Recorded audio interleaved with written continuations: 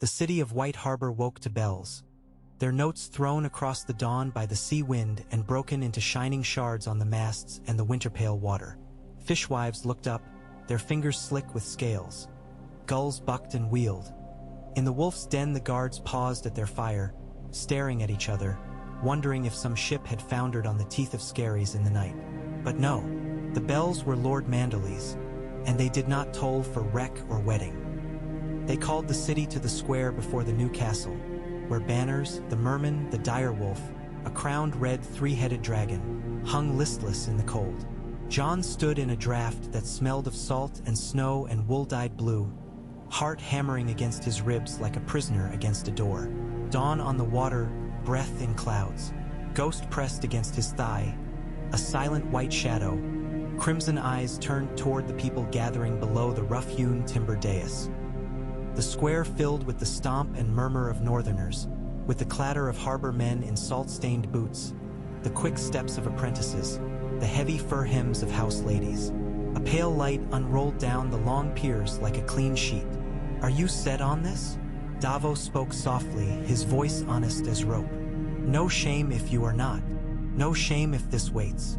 Jon's gloved hands flexed once and stilled. "I am set."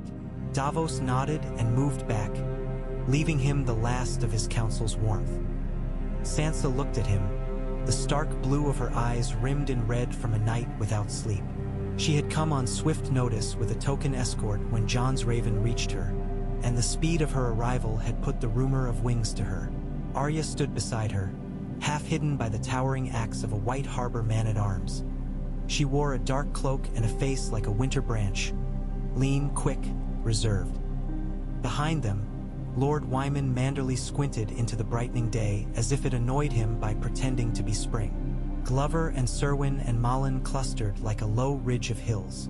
The Vale men watched from the stepping stone street with their own steel glints, silent as ice on a lake. The small folk made a different sound, an ocean's fret and hiss. Tyrion had not slept either. He leaned on the rail, scar tugging at his face, wine gone sour in his mouth with worry. Beside him, Varys subsided into his furs, a pale island, eyes unreadable. Missandei's mouth was set with a gentleness that had the courage of a drawn bowstring. Grey Worm and his officers took in the square like a blade takes in the light, without seeming to look. She came last, Daenerys Targaryen, storm-born in smoke and salt.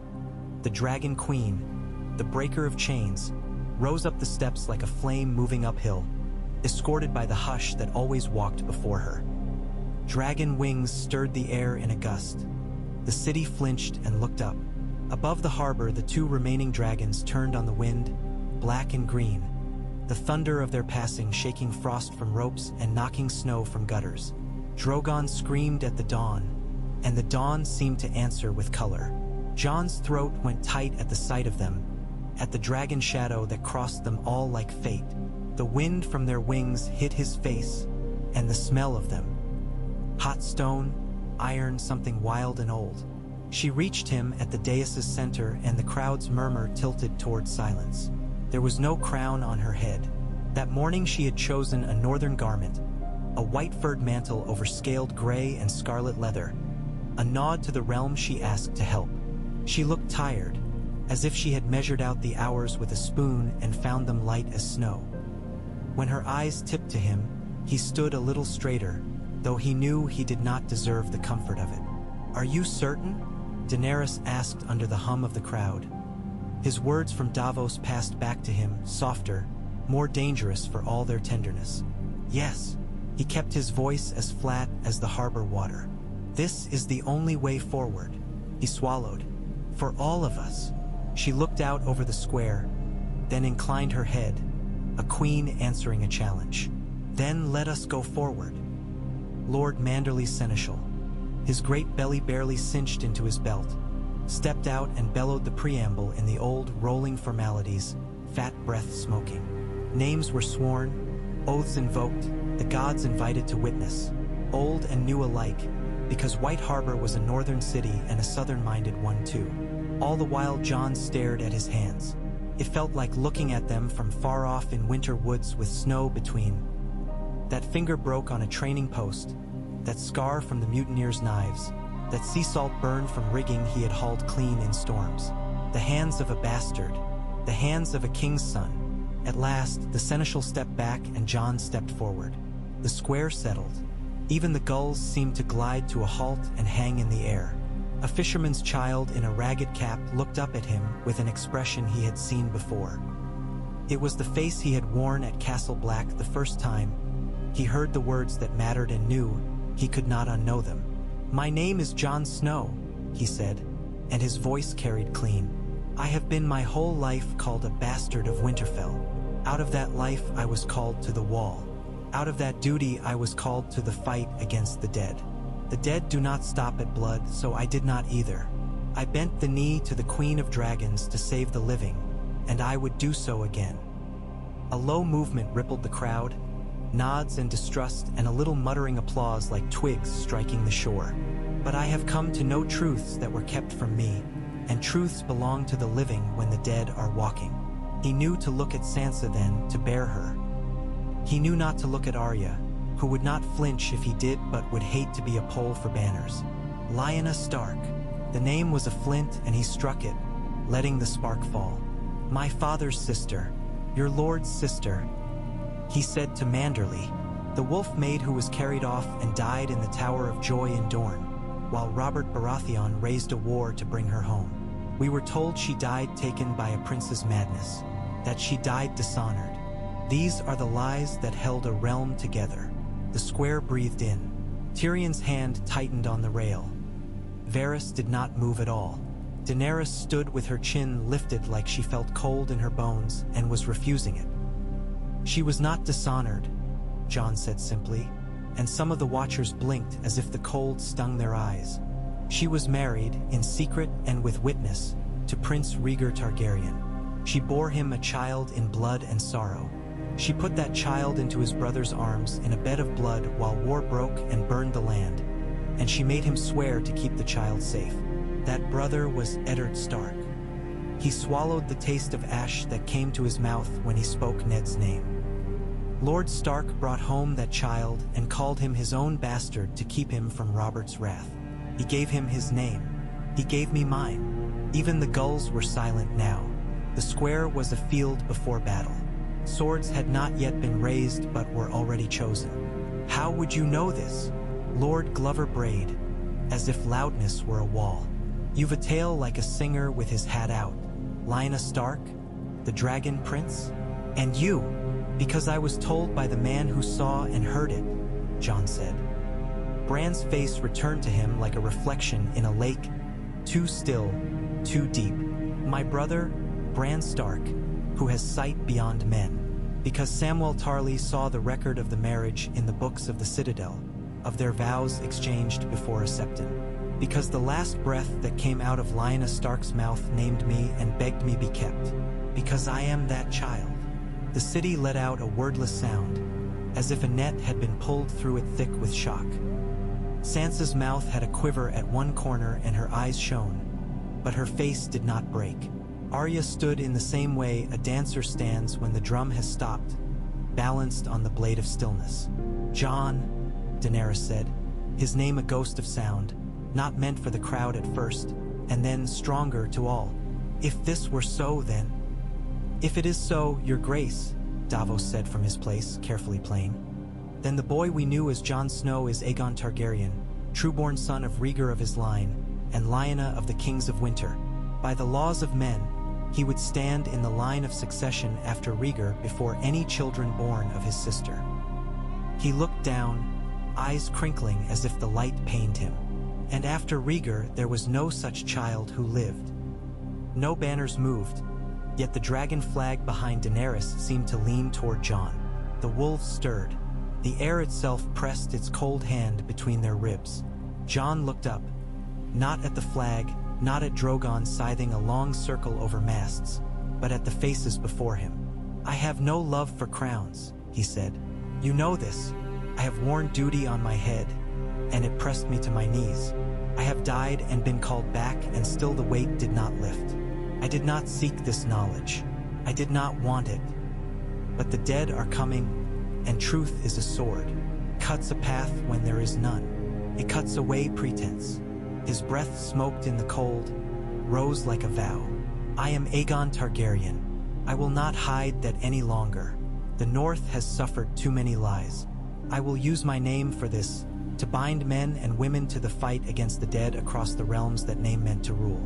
And when the dead are slain, I will stand before you all and set that name down if it be your wish. Winterfell is my heart.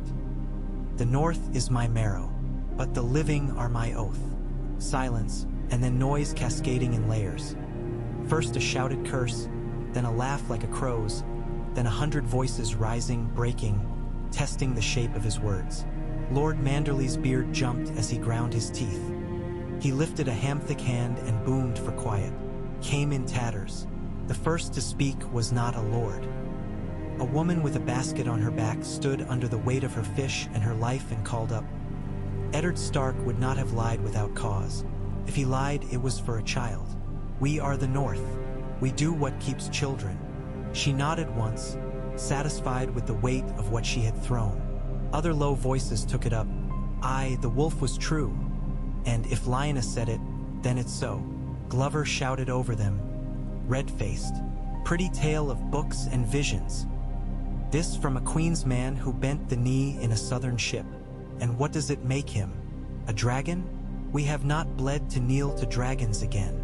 The shout tracked through the square like a thrown spear, some turning to it, some not. Ghost lifted his head and showed his teeth, silent warning. Davos's hand hovered in the air like a ship's hand ready at a rope. Tyrion cleared his throat. It was a small sound that somehow landed in the center. My lords, he said, and his politeness had an edge under it like a hidden blade. You stand in White Harbor. This city remembers what dragons mean when they are wielded by men. You remember not merely the Targaryen kings, but what their banners held together. Your laws, your borders, the very river you trade upon. Our queen's enemies are not your fellow men. They are those who wear a crown of blue ice and drape themselves in night. It is not my place to speak of northern hearts, Varys added in that soft, unervingly even tone.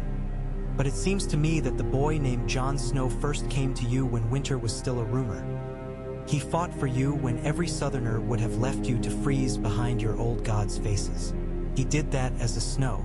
How much more will he do as a prince? And how much more will you do? Daenerys said suddenly, stepping forward, eyes bright as steel pressed with frost. If you are asked by Aegon Targaryen and Lyanna Stark's son, my father broke faith with his people. I will not. I came because I believed that the Tage deserved the truth. It is a bitter thing. I know the taste. She glanced at Jon and then away, as if the look itself could burn. I do not come to seize Winterfell or to place anyone under my boot. I came to save your lives. If his name serves that purpose, I will call him by it. If it threatens that purpose, I will call him Jon, as I have. When the dead have fallen, we will speak again of crowns and thrones and who wears which. Until then, we stand or we fall. Her voice took hold of the square like a hand closing on a rope. It drew men toward one knot.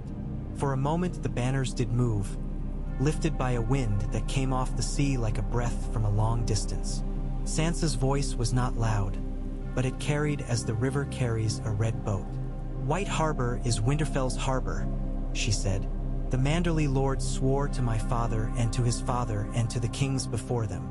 I cannot ask them to swallow this like a spoonful of bad broth and call it good. But I can ask for the North to do what it has always done, to face what stands in front of it and not be fooled by shadows. My brother? She paused, and Jon swallowed because she did not say cousin.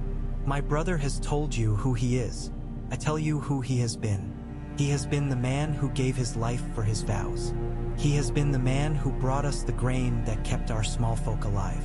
He has been the man who drew fire out of the sky and did not flinch. He will be that man no matter what name we call him. The dead do not care about names. They care about our warmth and our breath. A murmur of assent from the White Harbor men, softer from the Hill Lords. Arya said nothing, but she tipped her head, watching Daenerys like a cat with black light in her eyes. The moment was a hinge. It turned with a sound like a slow-drawn sword. Manderley, whose patience had worn down to the bone of it, lifted both arms. "You have heard oaths and secrets both," he roared. "You want to bray like asses, do it in your stables. Here we do the work of the living. The boy..." He stopped, considered, and corrected himself. "The man says he is prince as well as wolf. Fine. If he means to feed my people and not let them be meat for ice, he is welcome as prince or pig boy. The ships are ready. The stores are loaded. The dead won't drown if they come down the white knife, but I mean to send them a bellyache of fire if they try it. What matters is who stands on our walls and who else stands with us." Something that might have been relief broke over the square in foamy patches. It was not victory, it was not unity, but it was a step onto a frozen river without the ice cracking, and that was sometimes the only way to cross. The gathering broke. Men streamed into lanes like water finding its old beds. Jon stood very still, feeling as if his skin were too loose and the bones beneath were shaking each other like dice. Ghost pressed to him again. He put his hand on the direwolf's neck and felt solidity come up into him. Daenerys came to him without ceremony, without the safety of titles. She stopped too near for court and too far for confession. "I should hate you," she said in a voice that was not a whisper and not anything else. "I know," he said. "It is not your fault." Her breath made a cloud that briefly touched his cheek. "It is also not your fault." He nodded. He did not know how to carry both those truths without dropping one. "We had to tell them. I could not walk into Winterfell with a lie in my mouth and stand on the bones of our fathers and say I stood on stone. The North loves its stones," she said dryly, and then her eyes softened with a fatigue that went past the night before into the years that had borne her across the world. "I do not know how this ends." She looked up at the sky, where Drogon and Rhaegal still turned, great dark thoughts moving over the water. "I have always known how it would end. I would break the wheel. Now I do not know even where the wheel is. Perhaps this is better. Perhaps it is worse. We end it by ending them," Jon said, and it was a relief too to say a simpler thing. "The Night King, his army." "Yes," she said. "Yes." Tyrion came with the sound of careful boots. "Apologies," he said lightly, "for intruding on the most awkward conversation on the dock. But our time is short and our news, while not cold, is not warm either." Varys drifted in his wake like a pale sail cut down and made smaller. "Ravens from the Tully lands," the spider said. "Winter is heavier there, and the rivers drag with ice. But more importantly, there are reports from the men guarding the bridges. Blue eyes moving under the water. There are things in the river that did not come from the river. Dead," Davos said grimly, "and walking through water to come up on the south banks. Pieces of them, at least." Tyrion's mouth thinned. A head caught on a fisherman's line out of Fairmarket. The man cut it free and it bit his hand. He threw himself in rather than let it bite again. Jon's mind tried to make sense of that image. The world had been knocked on its side and nothing lay right. He pulled the map into his mind like a blanket. If they are crossing at the Trident, they will come through the neck soon enough. Moat Cailin cannot stop them, but it will slow them. We must be at Winterfell before them. We take what ships are ready. The rest ride. "Your Grace," Grey Worm said to Daenerys, "the Unsullied can fill the ships first. The Dothraki will ride north with the northern host." "Good," she said. "Do it. Missandei, see to the boarding lists. Tyrion." "Sending ravens," he said. "I shall write little love notes to Lady Brienne, Lady Lyanna, Lord Royce, Lord Umber." Oh, he paused, then continued without the joke. "To whoever holds last hearth now." They moved. Command at its best was exactly this, the world pulling taut around a simple thing and doing it. Jon went down among the men, though he had a prince's name now. He put shoulder to barrel and rope to hand and bit his breath and did the work that made his body forget names. He spoke to a boy barely bearded from the Bar Rollins who had never seen a dragon so close, talked to him about the way to tie a bowline with frozen fingers.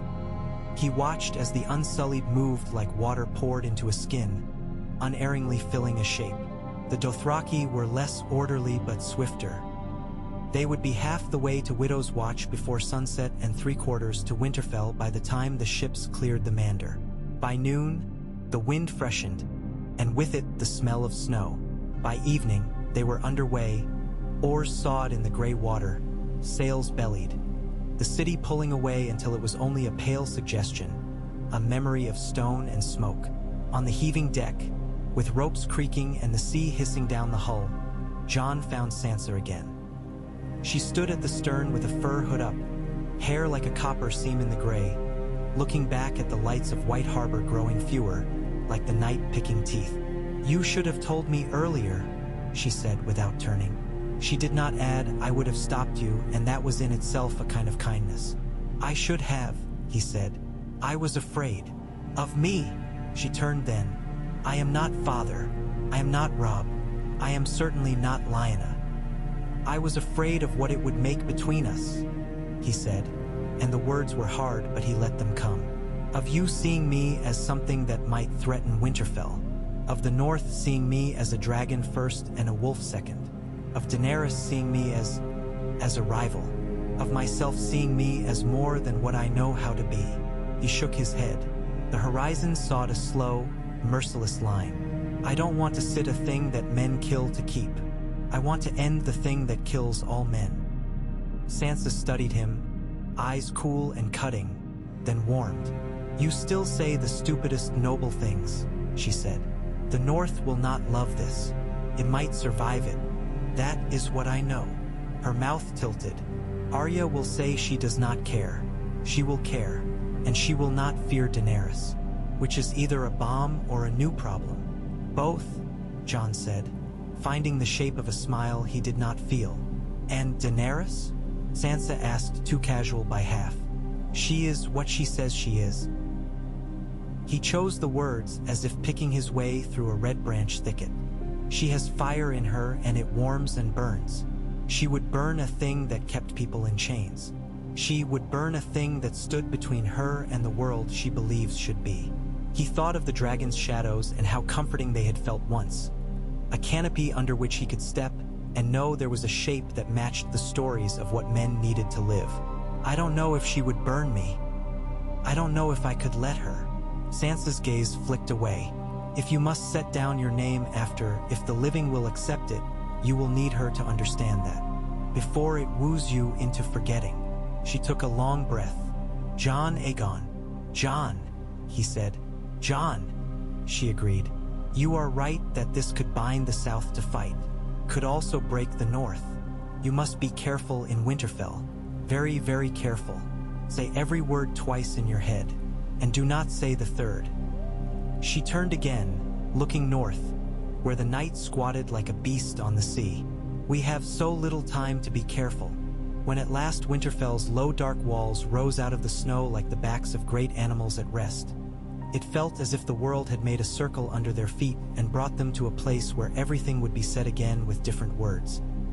The dragons came in low, sending the horses mad and the men shouting and pointing like children. And the cry that went up from the yard when Drogon's shadow slid over the gods could have been awe or terror or both. The gates opened to them because they must, and because the dire wolf had come home, even if the dire wolf had brought a fire that made the snow hiss under it.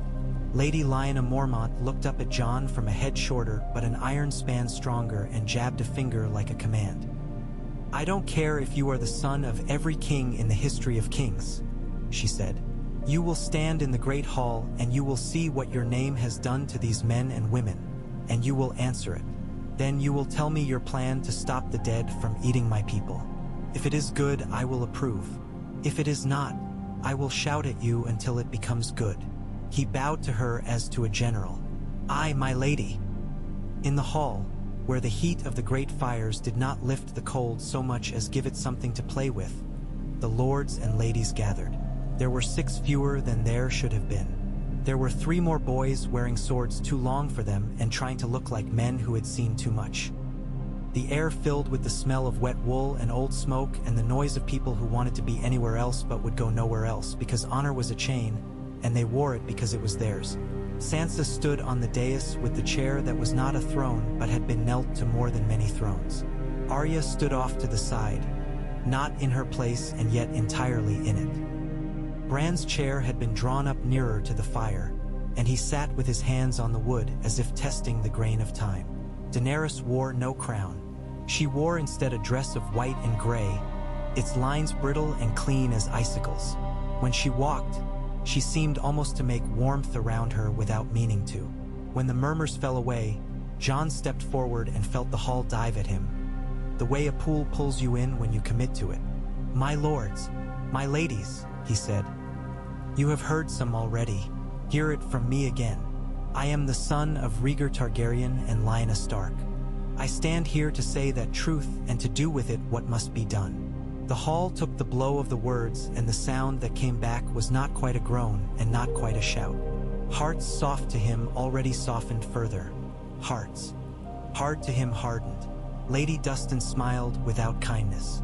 Lord Serwyn stared at him as at a sudden storm, neither loving nor hating, but bracing. Lyanna Mormont snorted as if he'd finally named the horse in the room as a horse. "Good. Now we are not all playing pretend with our banners." She planted her fists on her hips. "Who commands?" "I do," Jon said. Then, after the breath that chose him for itself, he said, "We do." He turned deliberately to Daenerys. "The Queen and I together. She brings the fire that we need. The North brings the stone and the steel and the cold. One melts, the other or both stand. I won't lie to you. This is not about whether you prefer wolf or dragon. This is about whether you prefer breath or not." "Words," Glover growled. "Plans," Sansa cut in, because she knew a thread when she could pull it away from a tangle. "Jon, the neck, the Umbers, the Karstarks. How many days do we have?" "Far fewer than we deserve," Jon said. "We will pull every farm into Wintertown. Every child who can lift a stick will learn to hold a spear. We will take the dragonglass at Dragonstone and make every hand a weaponed hand. The Dothraki ride the edge of our lands to harry the downline whites. The Unsullied hold the inner walls with our best archers. We do not waste lives in futile charges. We use the dragons when we can see the generals, not when we are blind with snow. We watch for the cold to move as a thing. That is where the Night King is." Bran's clear, flat voice cut across the room's thickening breath. "He is coming for me," he said, and the sound was like a knife laid on a table. "He is coming for all the memories of men. He wants to unmake the world so it never remembers itself. He will come for the gods would." "You knew this?" Sansa asked him, not accusing, but with something like a plea. "I know it," Bran said, eyes on the flames as if each were a window and they all showed him the same snow. "I know it now." Daenerys looked at the boy as if he were a creature no one had told her lived in this country, and she was not sure if it was a saint or a monster. Then she nodded once. "Then the godswood is our hearth," she said. "We make it the place that does not go dark. We set a trap of light. We make him come to it. We risk the dragons there," Tyrion said. "We risk everything there.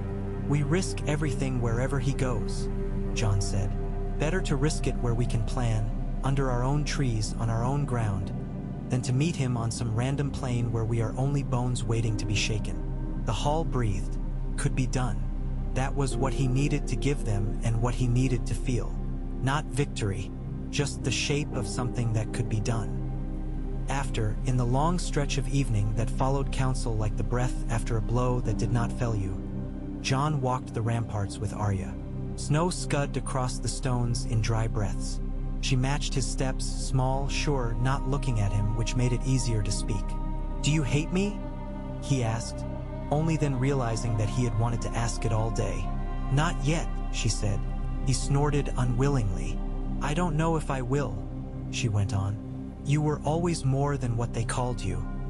Now you are also exactly what they will call you. I don't like crowns.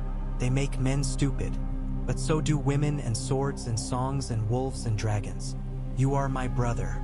You are also not. I suppose that is true of most brothers. I am still me," he said, and heard how thin that sounded in the wind. "You weren't when you came back from the dead. she said. "But you tried.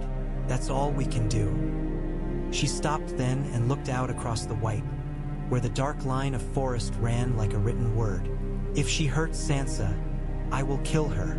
"She won't," he said too swiftly, and Arya cut her eyes at him with an old look, the one she had used when he told her a stick was a sword and she knew it was and it wasn't. "Then that is well," she said. They stood, watching their breath make small ghosts that fled over the wall into the long dark.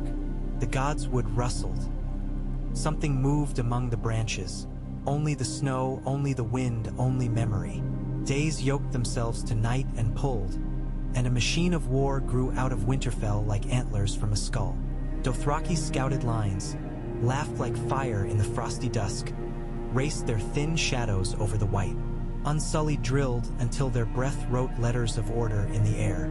Blacksmiths beat dragonglass into 100 shapes that would break in strange ways and cut in even stranger. Gendry's arms roped and slicked with sweat under the winter sky as he hammered and hammered, and the sound of it was a heart beating inside a metal chest. Northern boys brought sledges of wood. Northern women ordered them sternly. Northern old men told them all they were fools and then showed them how an old way was sometimes new when you looked at it with death's cold fingers around your neck. Daenerys stood with Drogon and Rhaegal by day, and sometimes they flew and sometimes they did not. The dragons took the cold badly. They roared at it, furious as kings who discover that winter does not kneel. And when they came down, their great bodies shuddered and steamed and they curled, displeased, tails twitching like cats forced into a bath. Rhaegal watched Jon with the bright, disconcerting interest of a creature who has realized a thing about you that you have not fully realized about yourself. Drogon tolerated him and sometimes made a slow, amused sound when Jon passed that was not laughter but rhymed with it. At night, sometimes Daenerys and Jon found each other and spoke like people instead of banners, and sometimes they did not speak at all and only stood, like very tired soldiers, and were grateful for another body making heat in the world. The name lay always between them like a flat stone in a stream. Sometimes the water covered it. Sometimes they tripped on it. Sometimes they put our hands on it, cold and smooth, and did not move them because moving would break something the water had only just managed to shape. On the 5th morning, for they had to count because time was a kind of supply, rangers came in from the east with their faces burned white with cold and their eyes overlarge. "Blue in the trees," one said in a voice that was a piece of winter. "Blue like wrong stars. No birds. The sound of snow under 1,000 feet and no feet to make it." Jon's mouth went dry. "How far?" The ranger swallowed. A day and a night if they hunt on the wind." They came at dusk, as all terrible things do because dusk eats courage more slowly than full night and men can taste themselves. The horns blew from the outer watch at the same time the first cold came. A cold that did not merely take the heat out of the air but moved the heat aside and sat in its place. The sky filled with snow that fell not down but sideways, as if it had been shaken by a god. The trees to the north leaned away from it as if trying not to scream. Jon stood upon the inner wall in fur and leather and iron and shook once because to shake was to remind his body that it was his. Beside him was Sansa, because she refused to be a queen in wool unless the wool was under chain. Arya had already gone to where she went when battle started. Nowhere and everywhere. Bran waited in the god's wood like a candle set in deep green ice. Daenerys stood on the far tower, and the dragons moved above her like words, and the wind stole their ends so you had to guess them. "Hold until you see the eyes," Grey Worm had told his men, and now the Unsullied stood like a line drawn across a page and did not shiver. The dead came and made a new color out of whiteness. They moved like water torn out of shape and put into another shape and then made impatient. They had the weight of a standing army and the silence of a grave. They broke against the outer fires and went through them, knocking them into orange lines that collapsed with small cries. The Dothraki rode them and were eaten and lit and eaten again. The white moved and did not stop moving until the new plan of battle was the only plan left: to stand. The first of them struck the stakes, and the sound was a knocking like 1,000 hands on 1,000 doors. Jon could not hear his own breath. He could not hear Sansa's. But he could hear Ghost, who had gone to the wall's edge and whose growl had a note in it Jon had never heard before. A sound that had followed wolves through snow since there had been fur on anything. "Now," Jon said, and the unsullied lifted spears tipped with black glass that ate light and sent it back in a way that was not reflection but answer. The archers shot. Arrows thudded into cold meat that had forgotten it was meat and into ice that remembered once being tears. The wall shook under their working. Men cried out and did not stop working because to stop working was to die. The dragons came late, because if they came early they would be shot from the sky by cold itself. And Jon felt the moment they arrived as a heat on his face that was almost a kindness and almost a burn. Drogon stooped like a god's anger, flame pouring, and the dead bucked and blackened and shriveled, and more dead came crawling over them, and the air filled with the animal screaming of fire eating things that could not scream. Rhaegal turned and lit a line, and for a moment Jon felt sane, because lines were things men could understand. And then the world tilted again. The Night King came with the wind that killed the fires at their tips. He came walking, because kings do not run, onto the field of his own dead, and the dead made a road for him without moving. He wore winter as a jewel. His eyes were the blue of the last thing a drowning man sees under ice. A white walked at his side carrying something that might once have been a spear and might once have been a boy. He did not look at the walls at first. He looked up at the dragons. Daenerys saw him and became a story the way a woman becomes her name.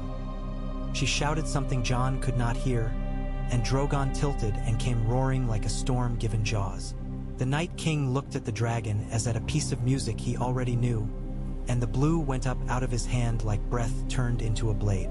Drogon flinched as if stung. Daenerys clung and shouted again, and the dragon swerved. The blue did not catch him. It caught the air and froze a path through it that fell in glittering blades. Rhaegal swooped in behind Drogon, angry as a younger brother who refuses to be outdone. And Jon's body made a decision without asking his mind. He went for the stairs down from the wall. Sansa grabbed his sleeve. "Where are you going?" Could have been a wife's question. It was a sister's. "To the Godswood," he said. "He wants Bran. We hold here. I must hold there." "I'll hold here," she said, and the words had the weight of iron. "Come back to me." He ran. The cold tried to make his lungs into things he had borrowed badly from a lord and did not know how to use. He ran through men calling orders and men dying like a string cut and men being men. Arya came out of a doorway as if it were a mouth and fell in beside him without a word. Her feet made no sound, because she had learned to move like water and night, and a promise that had been kept so well it left no trace of itself. The Godswood had an air of quiet that was not peace.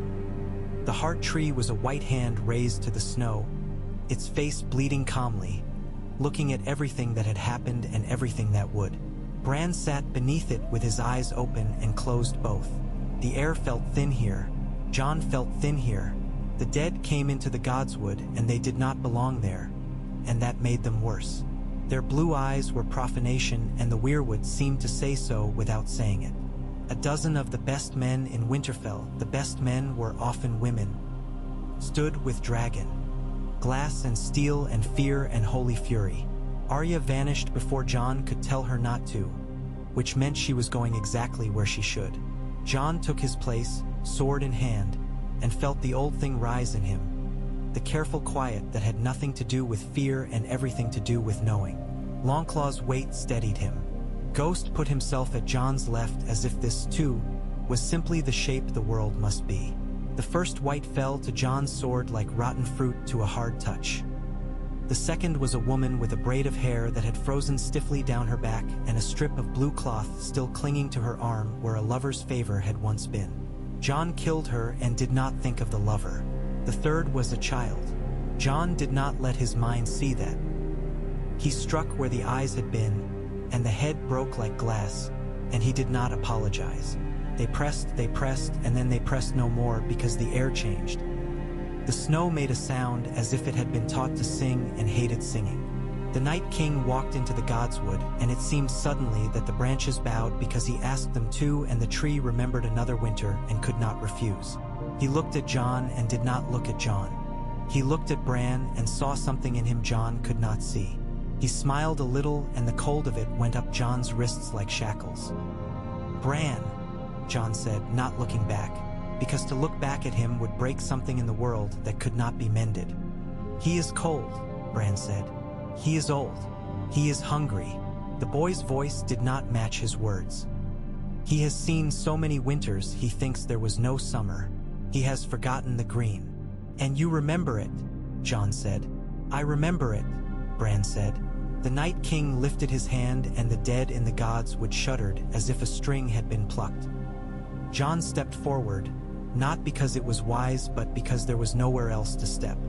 He had been stepping forward into the dark his entire life. The blade in his hand felt smaller than the hand that held it. The ice came out of the Night King as if he exhaled, and his breath became a spear. Jon brought Longclaw up, and the shock ran through him into the earth. The blade screamed. He felt bone in his elbow go numb. He did not let go.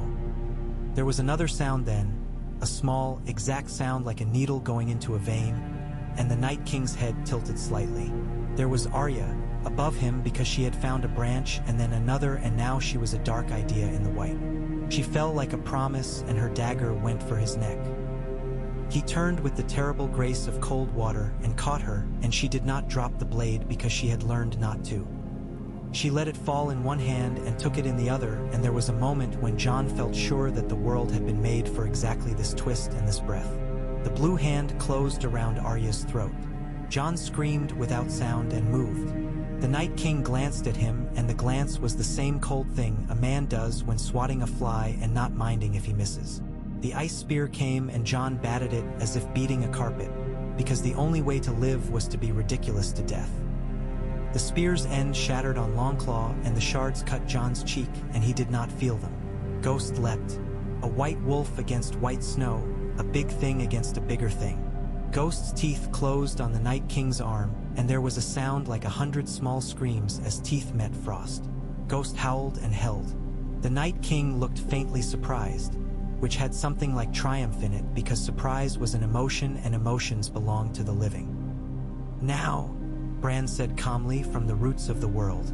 Jon did not know what the word meant until he knew. He drove forward with his whole life behind the blade.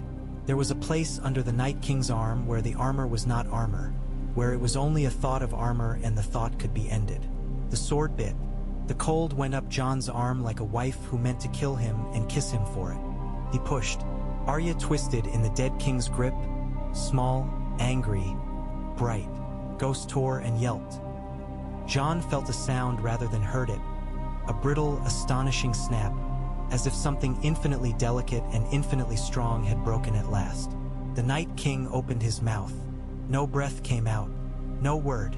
He looked at Jon then, and for an instant there was a man under the ice. He had been a man once, had wanted things and had been denied or granted them, and now he had wanted this and been denied, and that was the end of him. He broke like a lake in spring under footsteps. He became 1,000 pieces of an old story. The dead in the gods would fell at once, like a field cut with one sweep. The dead on the walls did not know immediately. They kept hitting and hitting until the knowledge went through them like a wind. Then they stopped because there was nothing to tell them to move. They fell, and when they fell there was only meat and ice and sadness. Silence, not real silence. Breath, groans, the dragons wheeling and crying for a kill they understood. But the absence of the one terrible note the world had been playing since the snow first came. Jon stood with the sword in his hand, and it felt suddenly very heavy. Arya stood holding her throat with one hand and her dagger with the other, and looked at him as if she'd just come back from somewhere very far away and found him exactly where she'd left him. Ghost limped to Jon's side and leaned on him like a comrade. Bran closed his eyes and opened them, and they were only a boy's eyes then, deep and tired. "It is done," he said simply. Jon could not make his mouth say anything. He knelt, not because his legs could not hold him, though they could not, but because kneeling was the right shape for his body to take in this place. He was still kneeling when Daenerys came into the Godswood. Her cheeks were cut with cold, a thin line of blood at one.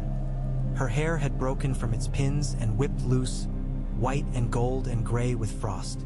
She looked at the shattered ice that had been a king and at the roots of a tree that had been the earth's red vein, and then at Jon. "You killed him," she said, and the words were both accusation and absolution. "We killed him," Jon said, "because his sister and his wolf and his brother who lived under the tree had done it too, because the North had done it, because the South had sent a queen with dragons who had kept the sky from falling." She looked at him as if she were seeing something terrible and beautiful both. "Then the living are yours now," she said. He flinched. "No, they are theirs." He gestured, encompassing all of it. The tree, the broken armor of ice, the smoke rising from the walls, the wide white world. "We give them back to themselves. That was always the point. That was always your point," she said. She smiled then, and it was wrong for her face in the way a very new thing is wrong on an old land. "Perhaps it will be mine now." When they came down from the godswood into the slow, shocked celebration of a world that had been allowed to continue, Jon felt the weight return to him from all directions. Men brought him bread and called him Aegon, and it tasted like ash.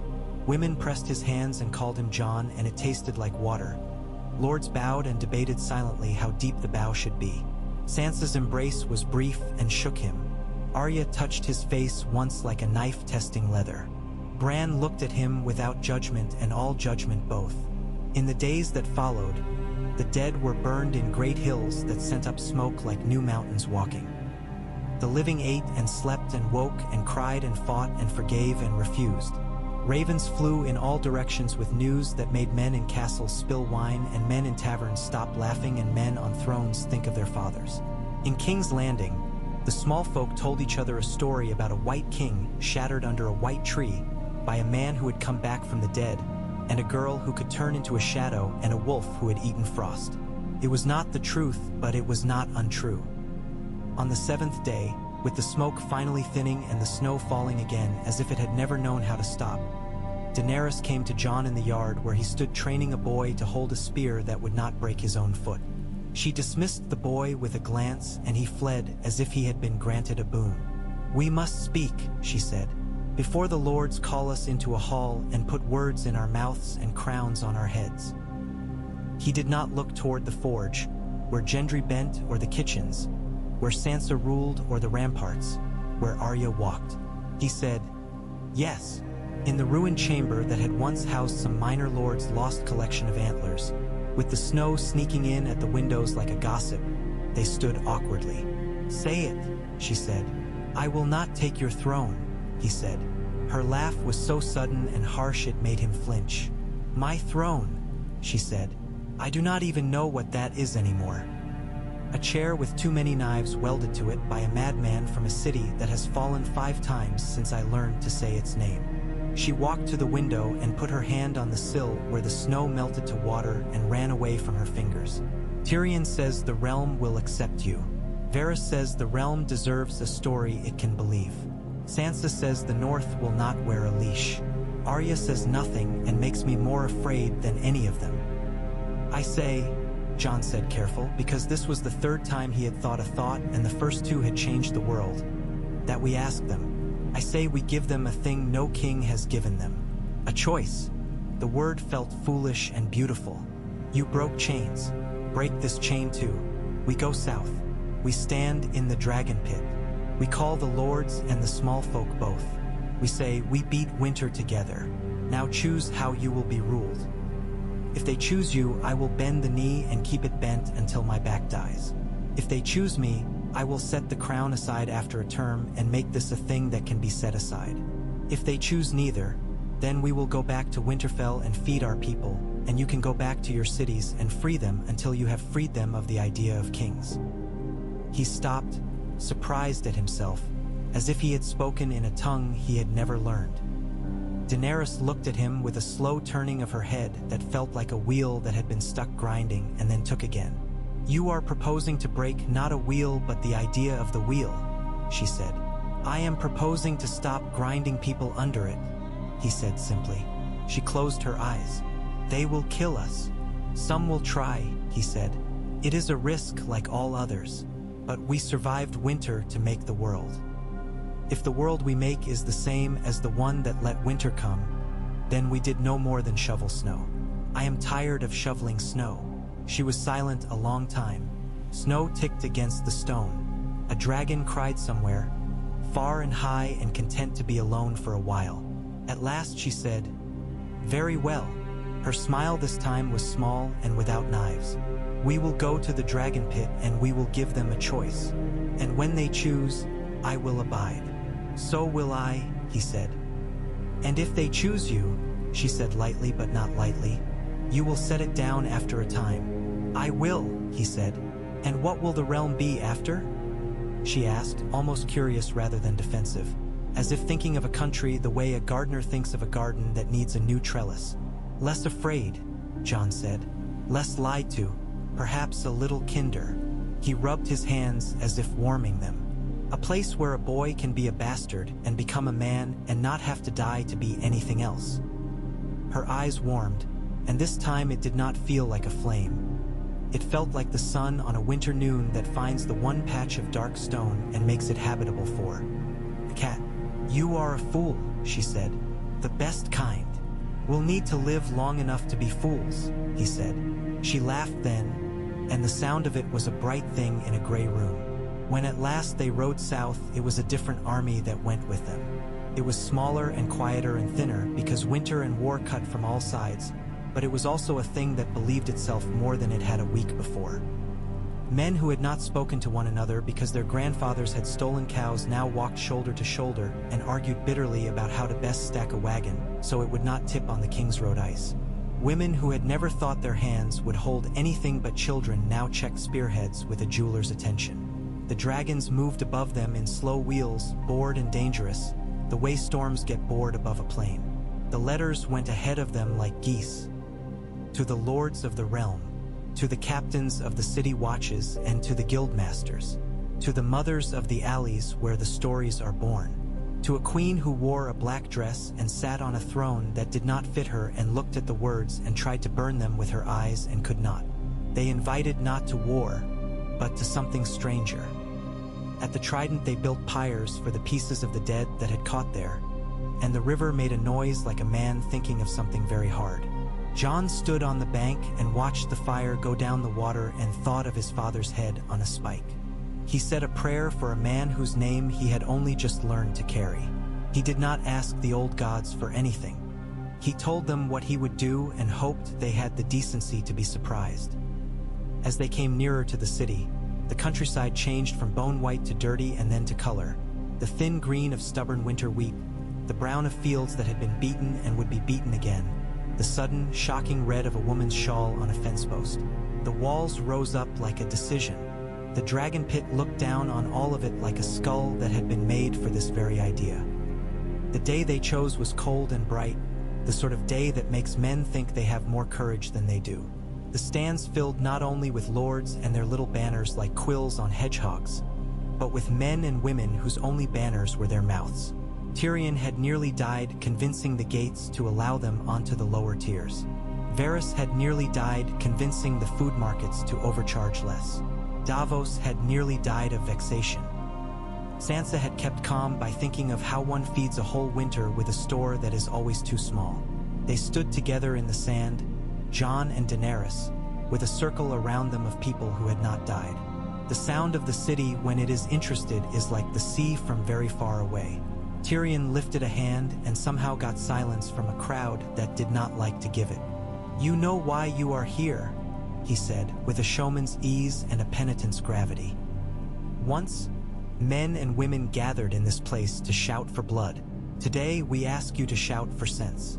We ask you to do something no one has done before, to choose with your eyes open." He stepped back. Daenerys stepped forward and spoke of chains and of cities that had forgotten how to count the cost of their markets and lives. She spoke of a winter that had had no politics and of 2 dragons laid under it and of one that had come back. She spoke of mercy not as a thing that coddles but as a thing that disciplines. She spoke and the sound of the crowd shifted like a flock turning. They did not love her voice, but they had been made to listen to it. Jon spoke next. He did not speak well. He spoke plainly. He told them of the Wall as a place men went to be forgotten and how it had remembered them instead. He told them of dying without drama and waking without joy and doing what came next anyway. He told them of Lyanna Stark and Rhaegar Targaryen and of Eddard Stark and the lie that was a kindness and how kindness sometimes looks like hard bread. He told them of the God's Wood and a boy whose eyes had all the winters in them. He told them of a sister who had risked her breath to put a blade where it needed to go. He told them that if they wanted a king who wanted to be king, they should look elsewhere. When he had finished, the murmur rose. It had to. The realm had a great many opinions, and they had not been asked for a long time. A very old lord from the Reach rose stiffly and said that choice was well and good until it took bread from the hands of the men who grew it. A very young lady from the Stormlands shouted that kings had taken her father's life and would not take her vote. A small man in a filthy cap cried that his daughter had died of winter's cough and no king had brought her back to him, and what were kings for then? A woman who ran 3 kitchens in Flea Bottom said that what mattered was that the men with swords answered to someone who remembered what a loaf cost. A Sellsail captain said that a dragon's shadow on a deck is bad for business, but better than a white hand crawling over the gunwale. A mother said nothing. She rocked her baby and stared. Cersei did not come, but she sent a message. It was a man with a dead smile who said that the queen on the throne wished to remind the realm that the law was a law because it had been law, and that to break it was to invite every small man with a knife to begin doing his own justice. Tyrion listened with a face like a man being told he must proofread nonsense, and then dismissed the messenger to less applause than perhaps the man had hoped for. Took hours. The sun slid down until it was the color of fat.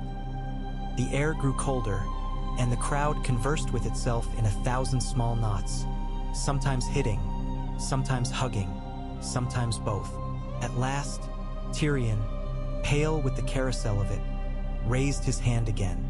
"We must not let the choice be drowned in the sound of choosing," he said.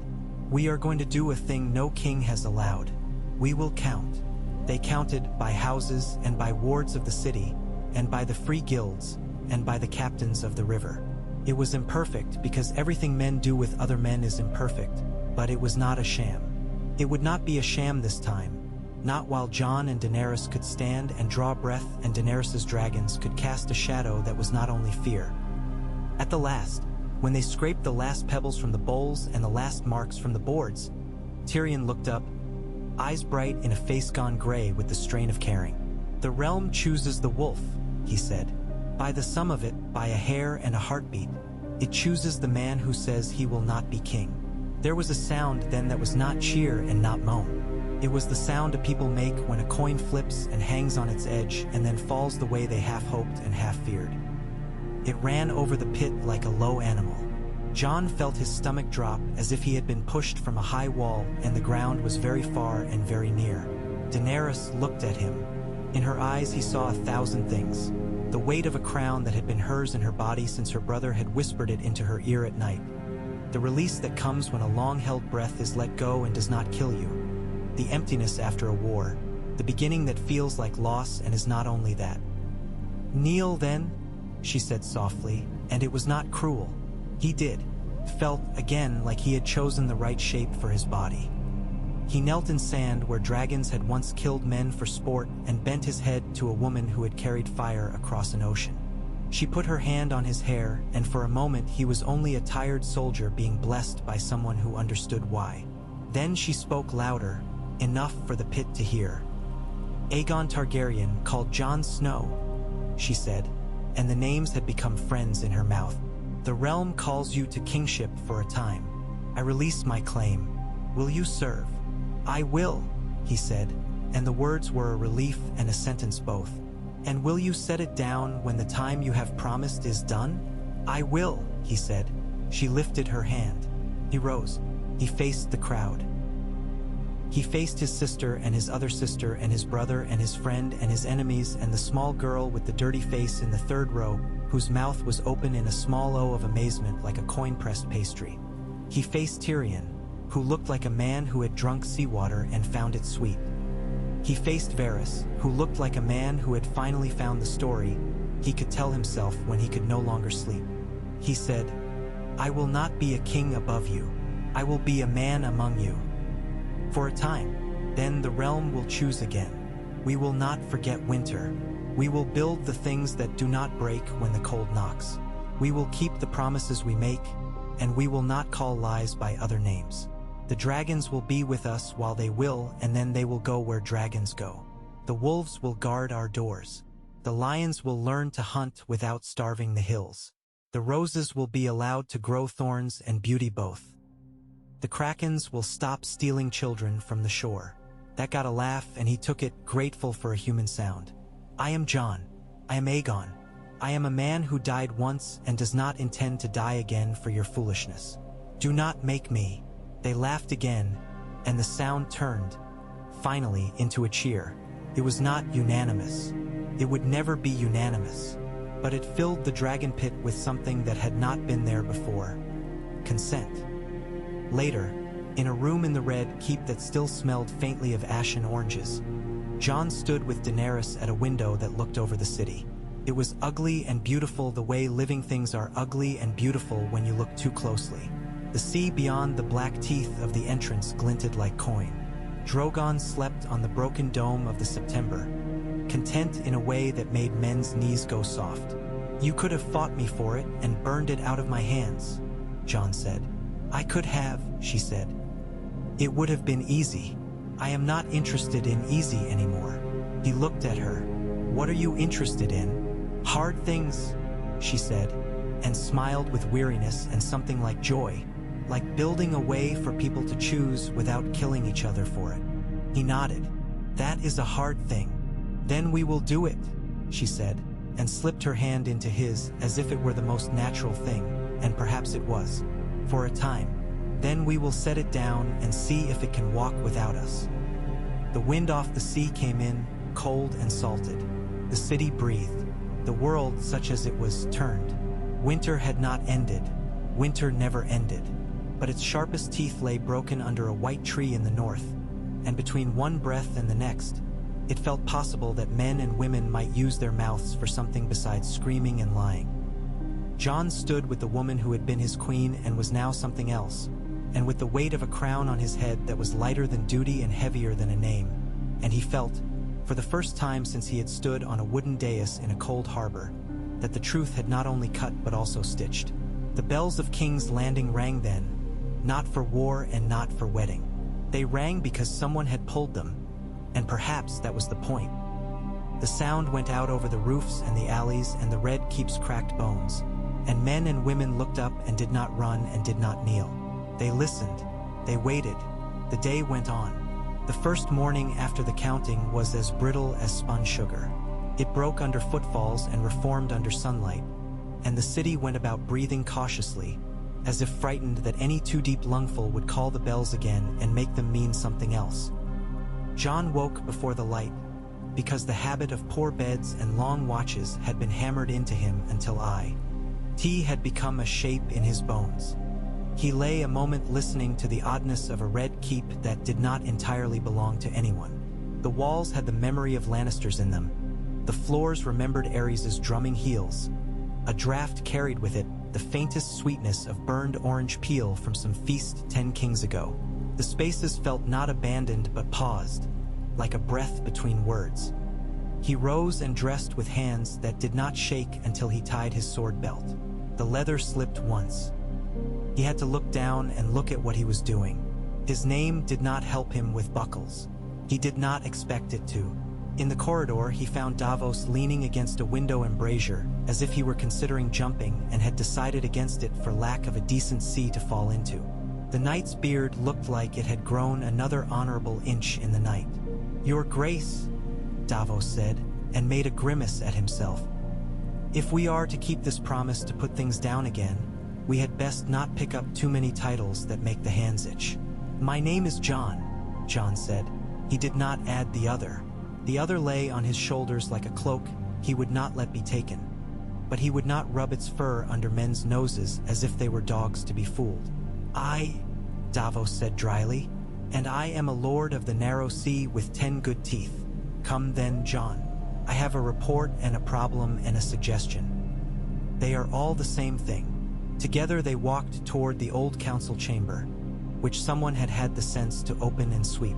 The chairs had been arranged not in a stiff line facing a king's seat, but in a rough circle, with a longer table at one side for maps and the ever-multiplying sheets of accounts and lists and scratchings that made up the world when it was not being sung about.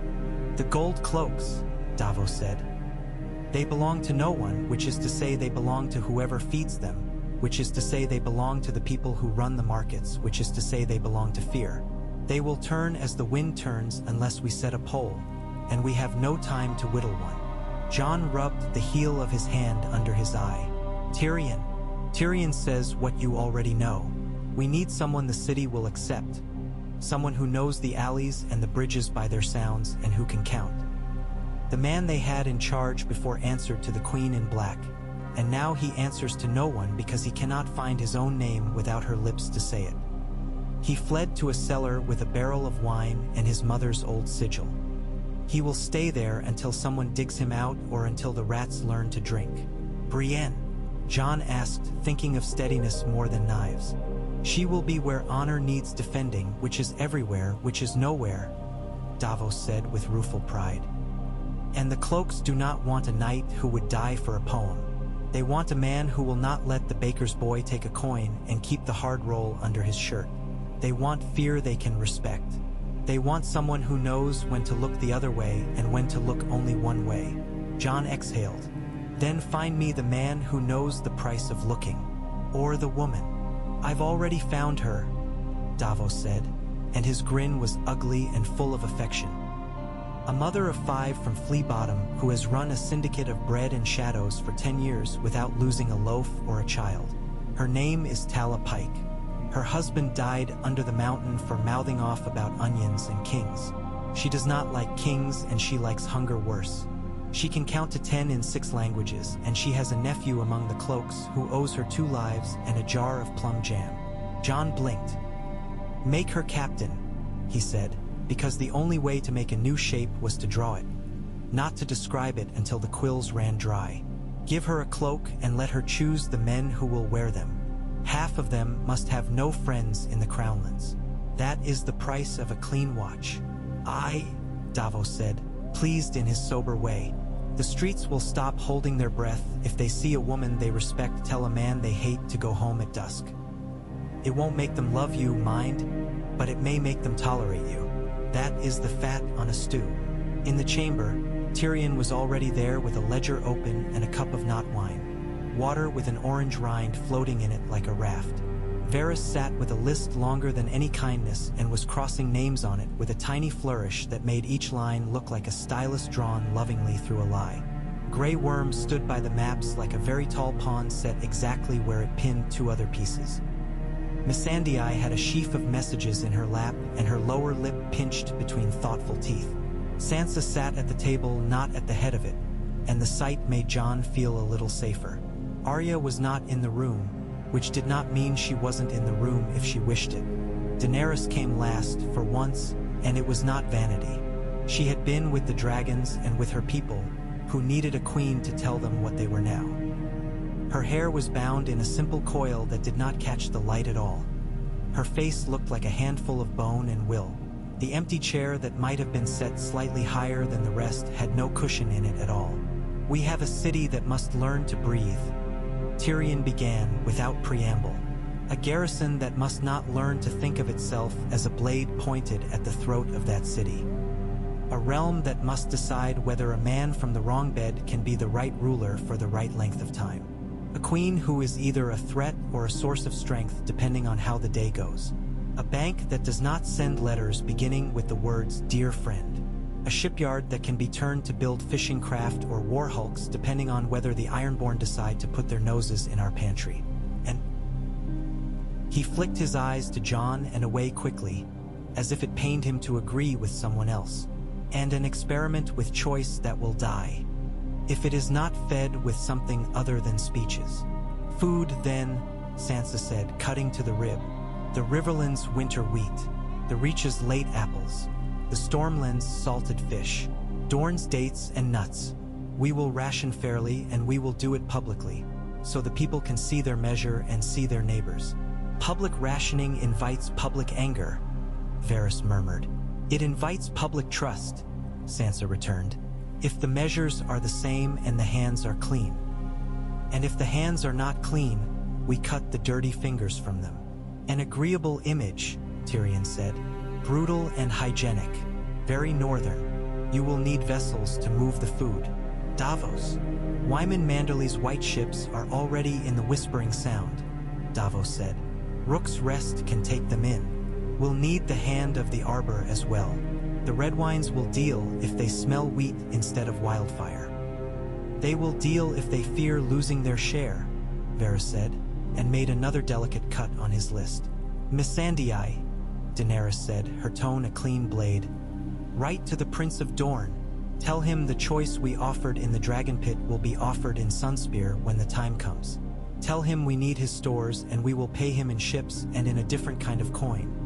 That we will never again attempt to break his country to fit someone else's crown. Jon watched the room take shape around the words.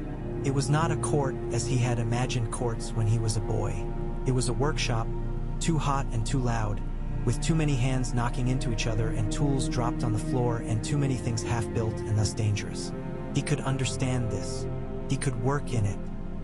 The crown sat somewhere behind him like a cat that might leap on his shoulders at any moment and dig in with its claws, but he could keep it to the corner of his eye while the nails went in straight. When they dismissed and the maps were weighted again with stones that had been found in the Red Keep's gardens and cleaned for the purpose, Jon found himself walking the corridor beside Daenerys without having decided to do so. It was happening more often. Their steps finding each other's measure like two birds in a small sky. They did not touch. They did not smile. But their silences grew less stiff and less frightened. "What will you do when you are no longer king?" she asked, not quite idly. "Sleep," he said, without thinking. "Eat. Carve something." He caught himself and almost laughed. "I don't know. I have never done anything except the next thing in front of me." "You have done one thing," she said. She tilted her head and reminded him of Regal when the dragon noticed a new pattern in the shadow of a cloud. "You have chosen not to choose a throne. I will still have to set it down," Jon said. "Choosing not to choose is only a clever way of naming the same choice. And what will we be to each other then?" Her tone was very even. It was also transparent. He found that he could answer her. People who did a hard thing together. People who might learn to do a quieter hard thing without the world watching. It sounded like a prayer to no God in particular. She nodded. "The quiet things kill the hardest," she said. The day roped itself and pulled. The city changed in increments so small that the throat could not measure them. The smell of piss receded from the lower bailey because the drainage grates had been cleared by a gang of boys in exchange for half a wheel of cheese they ate at once and 2 pennies each they took home hidden in their socks. The market lanes, which had a memory as long as a dragon's, decided slowly that they would not be sacked by a queen on a dragon or a king on a horse this week. Tala Pike took command of the gold cloaks, and the first thing she did was cut the cloaks shorter so men could run in them and so beggars could not hide knives under them. The second thing she did was have her nephew whipped in front of the barracks for taking a bribe so small it would have embarrassed a stray dog. The Iron Bank sent a politely venomous letter on thick paper. Tyrion wrote a reply half in ink and half in air and a third in threats he never sent at all. The city learned to bake a thinner loaf and not starve. In the north, a raven arrived with a message in Sansa's hand for Jon and a leaner one for Daenerys. The first said only, "When will you come and make it plain that the north is not in a leash? We will not be lied to about this." The second said, "I am fond of you and that is inconvenient. Return quickly so I can learn to be fond of you in the way that does not break my house." Jon took both notes to the godswood that was not his and read them twice and did not say the third thing. He went north within the fortnight with a column of men that looked less like an army than like a spring caravan, and that was deliberate, and that was Sansa's doing, and he blessed her with every angry whisper that rose from a hedge when a noblewoman's carriage had to wait for pigs to cross the road. Daenerys rode with him to Rosby and no farther. At the gate she sat a while on Drogon's black shoulder and watched the road unwind north like a promise and then come back to herself with a little shake, as if she had been too far inside the sky. Her hair had freed itself again. It seemed hair did not like to be ruled by anything except wind. "I will follow," she said, "with stores, with a promise, with a letter to the north that does not use the word my for anything that belongs to you." He put his hand on the dragon's warm hide because he wanted to put it somewhere. "Don't be late," he said, and it was not about food. He reached Winterfell with snow in his beard and the feeling that he had walked out of a story and into another that was older and liked to eat the children of new stories. The walls were the same, and he knew the crack in the stone by the main gate where he had skinned his knuckles as a boy, and he knew the sound of the ravens when they saw him and told one another this was a man they knew and did not know. The godswood was the same.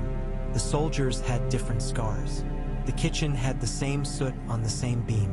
Sansa stood on the steps and kept her face until he was 2 paces from her, and then she broke it and put her hands on his face with the urgency of a sister and the ruthlessness of a queen who will not be made to cry in public and does. In the great hall, the northern lords behaved like storms in teacups and men in stories and people.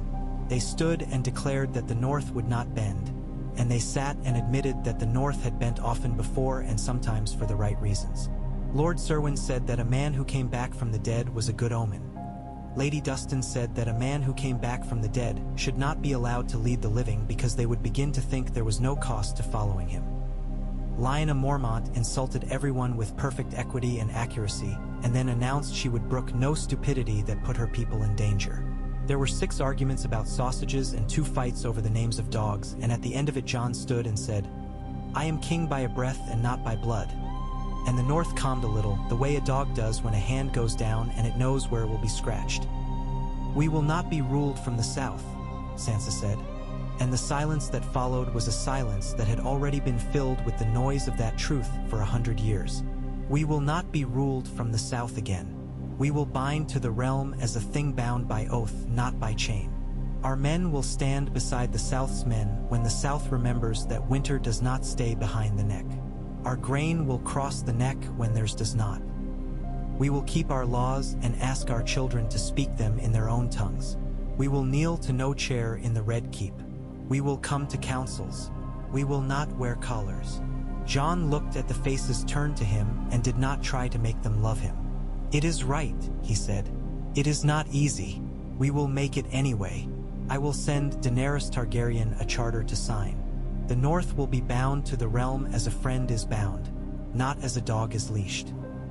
If she will not sign it, you may take my head on the steps of this hall, and I will kneel without a word." He meant it, and the room felt that he meant it, and so the room did not murder him. Daenerys rode into Winterfell 15 days later with wagons of dates, sacks of wheat, casks of oil, and a letter with a seal broken and the ink still wet. She did not ride Drogon over the walls. She walked through the gate like a woman who knows that walking can be a kind of power and that dragons are louder than promises. She stood in the great hall and said, "I will sign your charter," and she signed it. The scratch of the quill was very loud. The impression of the seal made the wax look as if it had decided not to be anything else.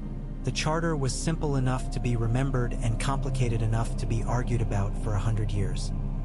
The North held its own laws and its right to choose its own warden and its own tax and tithe.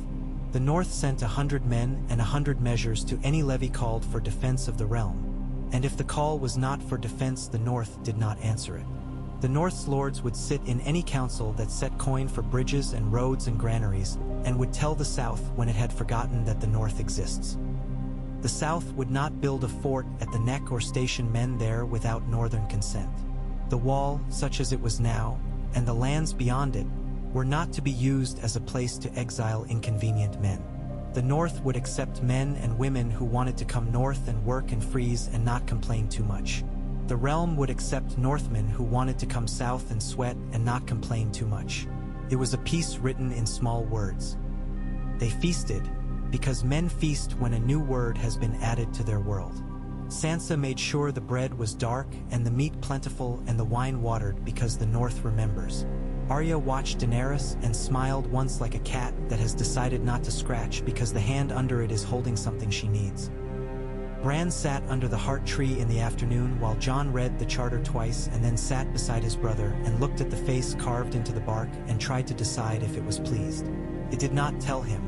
Trees do not flatter. How much further can you cut the wheel before you are only carrying a hub? Bran asked, after a time that was not silence but something like the place silence goes to drink.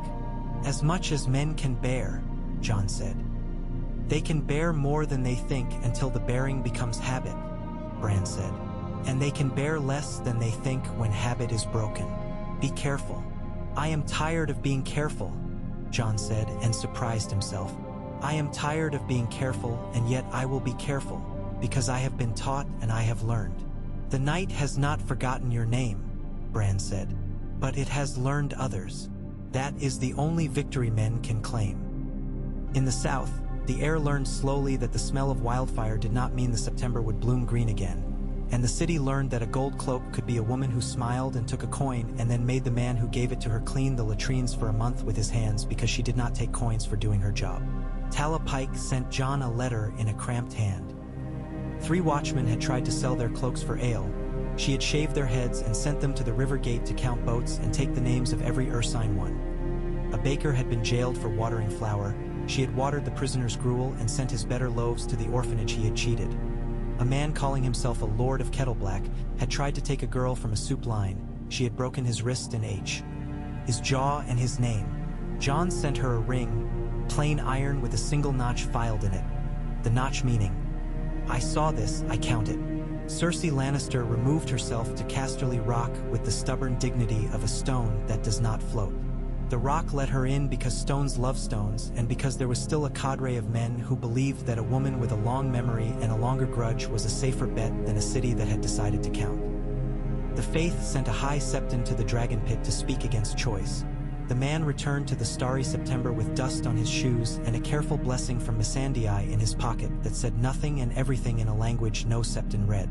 In Old Town, the Archmesters argued until one of them died, and then they argued less loudly.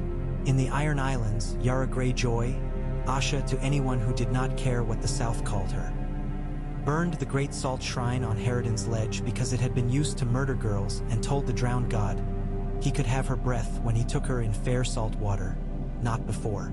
In Dorne, the Princess in White wrote a tiny letter to Daenerys. We like your experiment. If the realm chooses a tyrant later, we will choose again not to belong to it. Euron Greyjoy tried to thrust his nose into the pantry, as Davos had predicted men with boats would do. The silence appeared out of a white fog west of Fair Isle and fell upon a convoy of grain ships Davos had arranged like a prayer on a slate. Euron was a wave with rings and teeth. He took 3 cogs and a caravel and set to hooking out men as if they were fish. For a day and a night the narrow sea ran oily with flour and the cries of men turning from hunger to drowning. Then a black shadow fell and a green one too, and the silence screamed as the world's oldest things laid their weight against wood and iron. Euron stood on his deck and laughed up at the dragons and hurled a spear that took a scale from Rhaegal's shoulder, and Rhaegal roared offended, and Drogon turned the sea into a mirror of light and melted 3 ships together like candles.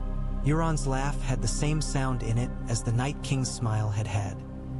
The certainty that the world would do as he wished because he wished it. Men with that in them do not live long when there are women and wolves paying attention. Yara had followed the silence with 4 longships empty of men and heavy with chain. When Drogon's fire had spent itself into steam, she drove those ships into the welded mass of wreckage and flung her chains and cinched them and shouted, and the sailors who had not yet let go pulled in time with the waves, and Euron's proud ship lurched and turned and showed its underside to the dragons like a foolish fish. Drogon took the invitation and bit the silence until its name became a joke. The sea swallowed the noise greedily. After, Davos wrote a thing in his book of things he wrote when he thought no one would read them. It is a great comfort to see monsters killed by something other than other monsters. He ripped the page out and burned it, because hope was a fire that called other things. The Iron Bank visited. The man's name was Inigo, and he had a mouth that seemed to regret every coin spent on words. He wore velvet that did not draw the eye and a ring with the bank's mark made small, as if he were ashamed of it and liked it both. He laid out the realm's debts in neat stacks of counters and moved the counters around until Jon wanted to pour them down a drain. You intend to default, Inigo said without emphasis, as if remarking upon a weather vane. I intend to pay what we can, Jon said, and renegotiate what we cannot. and never again borrow when we cannot see the bridge we mean to build with it." He did not look at Tyrion. He did not look at Varys. The coin he mentioned was a pact with himself. "Your predecessor," Inigo said, and Jon wondered which he meant, Cersei or Daenerys or the ghost of a city. "Promised us a great deal in a short time. She promised you what she could not own," Tyrion said too lightly. "A future." Inigo's mouth bent as if he had bitten a seed. "We sell loans," he said. "We do not sell futures. We simply pretend to, like everyone else." "Pretend to less," Jon said. "Here is what we will do. We will cut the interest by half and extend the term by 3 winters. We will pay you in coin and in grain and in the promise that ships built in our yards will carry your cargoes at a rate you will not refuse. We will ask you for no coin until the next harvest is counted. If you threaten us between now and then, I will ask the North to remember the last time a bank tried to buy a winter." He did not know if that had ever happened. It sounded true in his mouth, and Davos's cough sounded like a man saving him from admitting he had just made a myth. Inigo tapped a counter against the table 3 times. "We accept," he said, "because we are not fools, and because you do not speak like a man who thinks we are." They wrote it down. The counters went back into their velvet pouch. The man went away, and the city felt a small, almost imperceptible loosening, as if a belt had been let out 1 notch after a long meal. Jon's small council arranged itself the way a well-used room arranges itself, by the weight of cups on tables, by the ruts of chair legs, by the habit of hands reaching for certain places first. Tyrion kept the quills and the ledgers and the wine and the jokes. Davos kept the ships and the docks and the north wind that turned sails into stubborn shirts.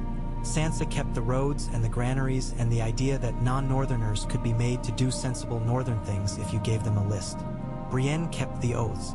Grey Worm kept the walls and the gates and the understanding that soldiers exist to protect people or to terrify them, and the only proof of which one they are is how they act when no one is watching.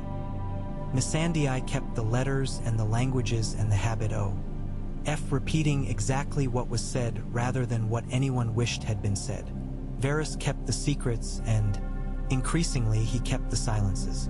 Samwell Tarly arrived with a cart that had once carried onions and now carried books rescued from Old Town by a series of minor miracles and small bribes. He had Gilly at his side and little Sam at his knee, and a look on his face like a man who has finally been allowed to enter a kitchen after years of being kept in the dining room. He stammered in the doorway, and Jon walked across the room and embraced him, and Sam, who had prepared 3 speeches about knowledge and debt and the sacred duty of record, forgot them and embraced him back and cried briefly onto Jon's shoulder and left a wet patch there like a parenthesis.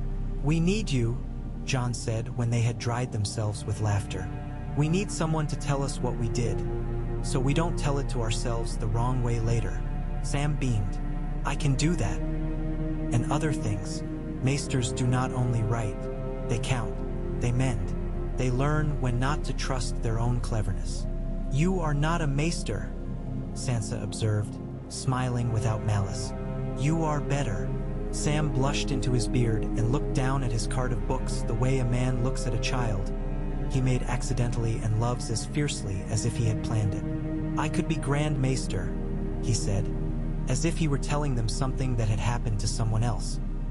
"The Conclave is not speaking to itself, and no one is listening to it when it does. They will not send us a man who knows anything about anything except where to put the spoon at a state dinner. Let me be the man who knows where the spoons go and where the grain goes and who should be punished for lying about either." "They will complain," Tyrion said. "They will gnash their teeth. They will write horrid little essays about tradition and custom and how knowledge belongs in towers." "Knowledge belongs where the snow falls," Sam said, surprising himself with his own conviction. "It belongs on carts and in kitchens and in the hands of women who know what 1 pinch of salt does and 2 pinches ruin. I will be where people can find me. If the tower wants a man to sit in it and polish its stones, I will find them a man and buy him a chair." "Welcome, then," Jon said, grinning. "Grand Maester Samwell of the Common Sense." "Don't call me that," Sam said, mortified and delighted. The Night's Watch sent a raven, which startled Jon more than most other birds. The script was ragged, its words plain. We have 12 men and 2 boys and a cook. The wall is broken at Eastwatch where the dead made their hole. The tunnels are clogged with ice and the old passages smell of sorrow. Are we still a thing? Jon held the letter long. The wall had been his father and his grave and his door back to life. He took the letter to the godswood and read it to the tree, and then he brought it to the council and read it to the living. Yes, he said simply when he had done. You are still a thing. You are no longer a place to send men we would rather forget. You are a school. You will teach wildlings and lowborn and any highborn fool who wants to learn how to hunt and to read and to watch and to mend. You will keep the weather. You will keep count of birds. You will play host to any maester who wants to remember what cold is. You will watch. You will not be a prison. You will be a promise that we keep each other. You will be paid, and you will be honored, and you will be visited. And if anyone tries to turn you into a wall again, you will send a raven with coarse language in it, and I will come with a stick. He could not quite keep his mouth straight, and the room allowed itself to be glad. Arya began to vanish in longer stretches, and they all pretended not to notice because that was sometimes the only kindness a family could do for itself. She reappeared one evening in the kitchens of the Red Keep with flour on her sleeve and a story in her eyes. She stole 3 sugared almonds, sat with them on the edge of the table and said, "There is nothing west of Westeros except the place where maps stop. It is not a thing and therefore it is everything. I am going to go there." Jon swallowed. "Come back. If I can," she said seriously. "If I cannot, I will send a thing I found there. A shell, a song, a knife made of a fish's spine." She took his hand with unexpected ceremony.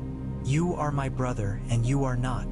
Keep Sansa from strangling a southern lord and Dany from burning the wrong cart and Bran from getting lost in the oldest part of the tree. Tell Gendry that if he forges a sword for me, I will return to break it and bring him the pieces I never lost." "I will," he said, strangled. She kissed his cheek from below in the old way, like a girl stealing something, and left a thumbprint of flour there that neither of them wiped away. Brienne knelt to Sansa in the godswood and said the words again that knights say when they mean to die well.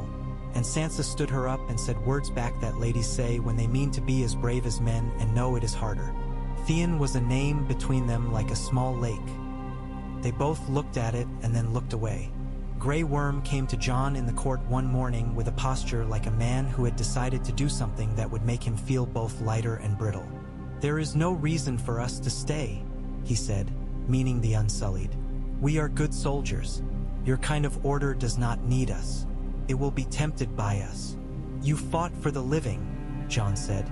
"You lost your brothers. You gave us a sky. The world owes you a place that will not ask you to be anything but free." "Noth," Grey Worm said, and there was a softness in his voice that was from another language. "I will take those who wish to go. There are villages there without men because men took them. We will build walls that are not prisons and teach boys to hold spears to hunt, not to kill. We will learn to plant between hurricanes. We will remember what we did and not demand that anyone else remember it for us." Missandei stood at his shoulder, her hand barely touching his elbow as if she were afraid to break something delicate with joy.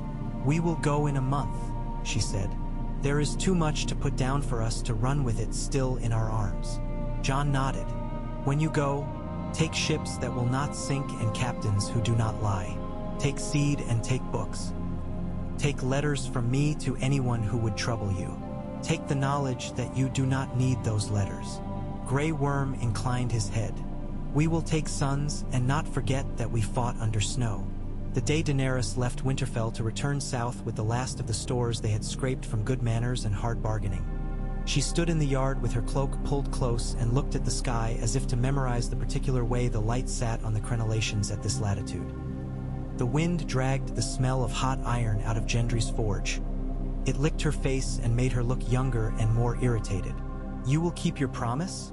she asked. "To set it down?" Jon asked. "To set it down and to pick up the right things," she said. "To pick up a spade and not a sword when a spade will do. To pick up a child and not a crown when a child is crying. To pick up a lie and break it before it becomes a shield." "Yes," he said, It was not a noble word. It was a plain one. She let it settle between them. "I am learning to be fond in the way that does not break houses," she said. "It is not less fierce. It is longer." He almost laughed and he almost wept. "Come back," he said. "I will," she said, and she did. They did not build a throne. They repaired a chair that had sat in the red keep before Ares had welded knives together and called it clever. It was carved from dark wood enlivened by tiny scratches left by bored kings and anxious stewards. It did not stab anyone who sat upon it. It had never killed anyone. People began to call it the chair, and at first they meant it as a joke, and then they forgot to laugh, and that was an improvement. The first law they wrote in the new book of laws was about knives disguised as chairs. It was very short. No, the second law was longer and more contentious. It spoke of land and who owned it and how it could be taken and how taken land could be returned and under what conditions and how long a man must farm a field before the field remembered him, and not the lord who had 10 fields and 6 hunting dogs and an account at the Iron Bank. Sansa wrote it with Sam and Missandei and 4 women from 4 different wards of the city and 1 very stubborn herdsman from the Dornish marches.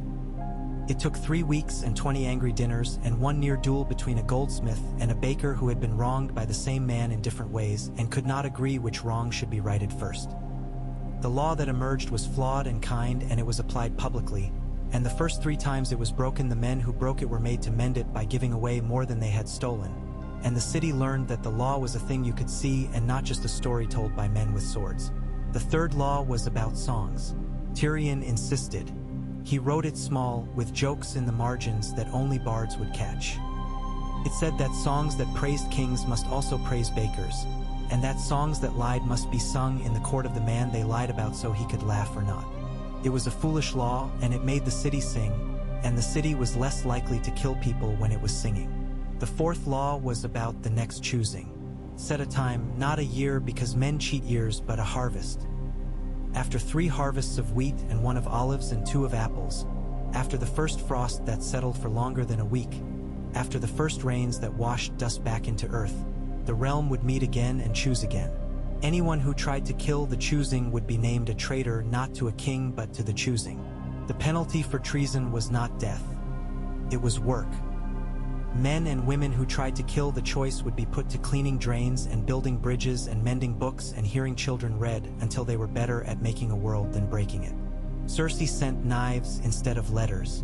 They broke 2 of Davos's sailors in an alley near the river gate and slipped through Tala Pike's fingers like the idea of grief itself. 1 went for Sansa in a corridor and met Brienne instead. The knife glanced off a pauldron and Brienne's fist broke the man's teeth and his wrist and his desire to worship gods that bled. 1 sat on a roof opposite Jon's window for 3 nights waiting for the light to be right, and Arya slit his throat from behind because roofs are not high places to people who have learned to walk on high places. 1 got past everyone and went into the nursery where Gilly was reading little Sam a book about fish and pulled her back by her hair, and Gilly jabbed him in the eye with the book because it had a stiff spine and because motherhood is a thing no one should test. Ettalit sent from the watch. If you need someone grim to sit in a chair near a door and watch it, I am here. They sent for him. In the Riverlands, Edmure Tully emerged from the weird life of a man who had been a hostage and a joke and a lord all at once and decided to be a farmer for a season. The land liked him because he stopped trying to sit on it like a throne and began to kneel in it like a priest. He wrote to Jon that he had found a way to convince 20 men to build a causeway over a stretch of flooded road, not with threats but with the promise that none of their carts would get stuck there next thaw. Jon wrote back that this was king's work and priest's work and farmer's work, and he was glad Edmure had found it. In the Reach, a boy with Tyrell eyes and a Hightower tutor fell in love with a girl who could coax a pear tree to bear twice in a bad year. They married without asking anyone because the law allowing people to marry without asking anyone had been buried under so many other laws no one remembered it. The boy wrote a song so bad that Tyrion had to stand and invoke the third law and make him sing it in the court. And the boy's ears went red and his bride laughed herself breathless, and it was the sound of a country not worrying about being burned for once. In the Vale, Lord Royce grumbled as if grumbling were a duty, and then he sent men to survey the mountain road for avalanche traps and found his grumbling had made him part of a solution, which he did not like and liked very much. In the Stormlands, Tyrion Gendry learned how to read a customs ledger and grudgingly admitted that the pen made different calices than the hammer, but that both were honorable. He visited Arya's ship in the bay one fog-heavy dawn and handed up a spearhead wrapped in oiled cloth. "If you meet a fish big enough," he said, "this will not break." She grinned and kissed him once in front of his men, and then 3 times below deck, and left him with the unacceptable knowledge that his heart could be both of the storm and of the quiet. In the Iron Islands, Asha sat on the prow of a longship and drew a knife along a piece of driftwood and called it a crown and threw it back to the water. "We will be pirates with rules," she told her salt wives and her shield men. "We will be thieves who write down what we take and pay for it later with the things we have that the land wants. Salt fish and real stories and boats that do not leak." The islanders grumbled and swore and did it because they were tired and because she was smarter than they were. The sea took its tithe and did not swallow her, and that was a sign. The first winter of Jon's kinghood ended as winter's end. Not with a trumpet, but with the dirty retreat of snow into the hollows and the sudden shocking greenness of a weed where nothing had grown for 6 months. The city learned to smell again. The north learned to count days by birdsong instead of hunger. The realm did not heal. Realms do not heal. It adapted, scabbed. The second harvest was better than anyone deserved. The third had a blight in 2 valleys and a worm in the oaks near Bitterbridge, and the way the northern and southern stewards spoke to one another about distributing seed without making it look like charity was more important to Jon than any council of lords had been in a year. The fourth brought a storm that tore roofs off in White Harbor and Duskendale both, and men from both places sent lumber across the water without being asked because a woman named Tala Pike wrote them letters that did not say please and did not have to. When at last the frost settled for 7 nights and stayed, and the bells were rung not for war and not for wedding but for counting, Jon slept badly. He dreamed of chairs with knives and knives without chairs, and of the face in the weirwood bleeding calmly while he tried to stop it with a handful of flour. He woke with the taste in his mouth that comes of trying to eat something too hard to chew. He washed. He dressed. He put his hands on the windowsill and looked out over a city that had not burned in a year, and took a long breath and tasted stone and salt and bread. In the dragon pit again, men and women gathered with their opinions tucked under their arms like loaves, and their grudges stowed under their hats like knives. They were less afraid than they had been. They were no wiser. They were as human as ever. Tyrion had more gray in his hair and fewer apologies in his pockets. Sansa had a new fur with old stitches. Daenerys wore a dress the color of deep water and a smile that had learned to use fewer teeth. Varys smiled an inch once and then forgot to smile again. They counted again. They shouted again. They held their children and their ledgers and their breath. The first time a fight broke out in the Tears, Tala Pike's cloaks went up the steps and sat down between the men and asked for a sip of their beer, and the fight died of shame. A priest spoke and was listened to. A fishwife spoke and was listened to. A man who had lost a son to dragons and a brother to white spoke and was listened to, and he cried, and no one laughed, and the dust in the pit got into everyone's throats and made their voices rough and honest. At the end, the pebbles lay heaped where they lay, and the boards bore their marks. Tyrion lifted his hand and his voice, and the pit quieted in the way of places that are learning to be churches without gods. "By the count," he said, "by the ward and the guild and the lord and the river, by the vote of Dorne held in absentia and sent in olive oil, by the vote of Bear Island sent on the hide of a bear because paper offends them, by the count of 3 harvests and a frost, by all of this the realm chooses again." He looked at Jon, and Jon felt his stomach drop again and held it by force and set it down where it should be. Tyrion smiled. "It chooses the choosing," he said. "It chooses to keep choosing." There was a sound like the one the city had made when it had first consented to experiment with itself. It was not joy. Joy is too light and the pit was too old for that. It was relief and worry and pride. It was a sound a country makes when it has not failed itself in the most obvious way. "And for the term that must be held," Tyrion continued, his eyes bright, "the realm asks Jon Snow to hold the chair for 1 more harvest and to teach another to hold it with him, so that when he sets it down the muscle that knows the weight will not all be in one back." Jon stepped forward without meaning to. "No," he said, and the pit drew a breath. "Not 1 more. I promised 3 harvests. I promised to set it down. I promised to make the choosing not a trick. The realm will not break if I keep my word." He looked out over faces that had become beautiful to him in their variety, because beauty had come to mean to him only the refusal to stop trying. "Choose another. I will teach. I will stand beside. I will not sit." There was protest. There was pleading. There was pride. There was fury. In the end, there was a name. It was a strange thing and a right one. They chose a woman who had kept the markets from starving and the docks from burning and had learned to make the gold cloaks less gold and more cloak. They chose Tala Pike. She stepped into the sand as if she were stepping into her own kitchen, wiped her hands on her apron, realized she was wearing no apron, and laughed once abruptly and bowed to the north and the south both, which was a trick Jon had never used and admired. "I will sit until the next frost if my bottom can stand it," she said. "I will not be polite. I will not be cruel. I will not be bought, and if you try I will take your coin and give it to your enemy and tell them exactly who it is from and for what. I will not be called queen because I have no time for crowns. I will sit in the chair. I will get up when someone better than me is ready to sit."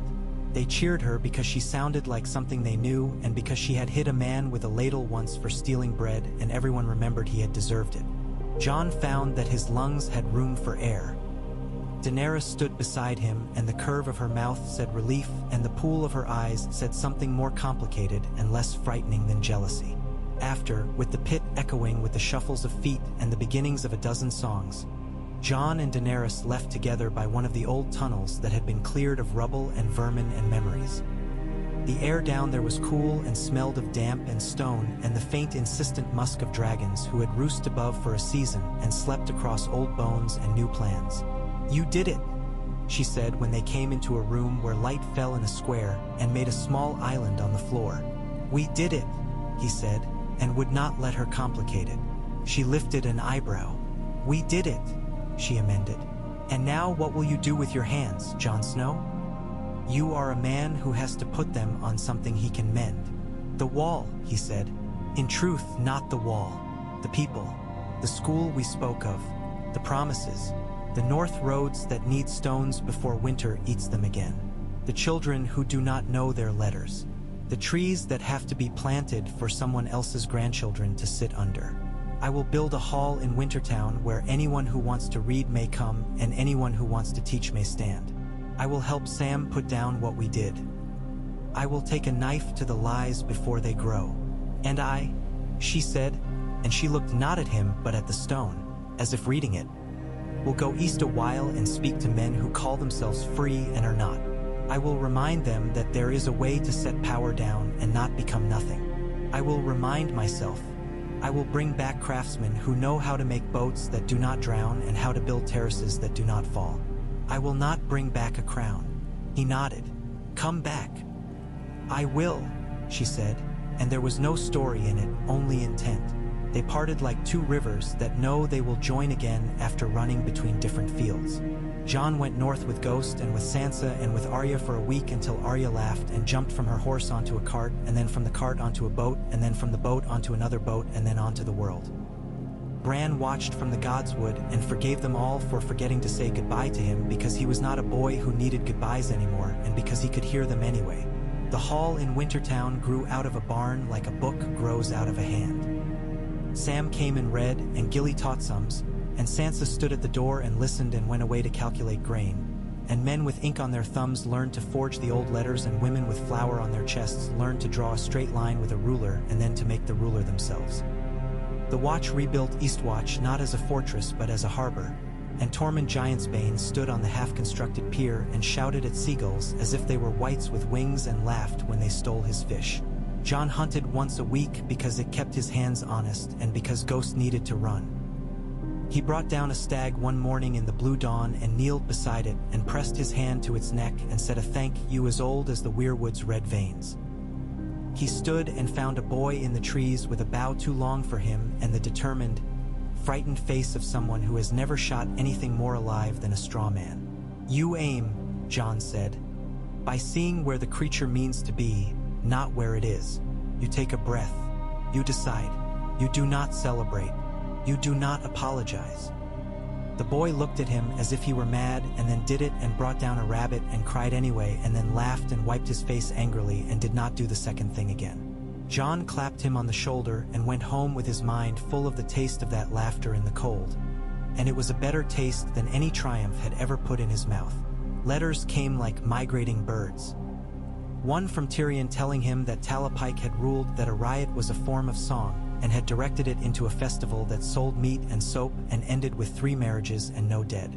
One from Varys, very short, saying simply that there had been an attempt on Tala's life, and that the knife had bent on her apron pin, and that he had smiled and then had stopped smiling because work remained. One from Gendry, splattered with oil, with a sketch of a gear that turned and made another turn and then another, all smaller and more precise. Beneath it, in crabbed letters, "For mills that will not eat children." One from Daenerys, the script neat and foreign and beautiful, describin'. A city in Essos where slaves had taught their former masters to make shoes and how the shoes made the masters walk differently. And at the end a note. "I miss snow that does not smell of ash.